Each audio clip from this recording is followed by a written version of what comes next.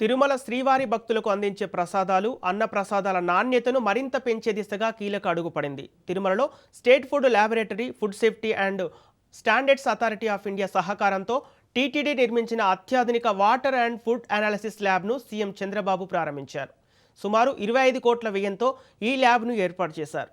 ప్రసాదాల తయారీకి వినియోగించే నెయ్యి, పప్పులు, ఇతర ముడి సరుకుల నాణ్యతను ఎప్పటికప్పుడు పరీక్షించి భక్తులకు అత్యున్నత ప్రమాణాలతో కూడిన ప్రసాదాలు అందించాలనే లక్ష్యంతో ఈ ల్యాబ్ను అందుబాటులోకి తెచ్చారు.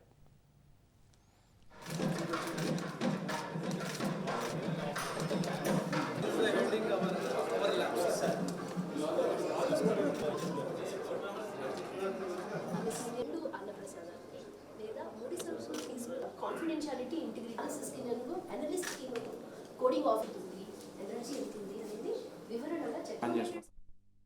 తిరుమలలో అందుతున్న సౌకర్యాలపై సీఎం భక్తులను అడిగి తెలుసుకున్నారు. ముఖ్యంగా లడ్డు ప్రసాదం నాణ్యత గురించి అడగ్గా గతంతో పోలిస్తే నాణ్యత చాలా మెరుగుపడిందని, రుచి బాగుందని భక్తులు సంతృప్తి వ్యక్తం చేశారు.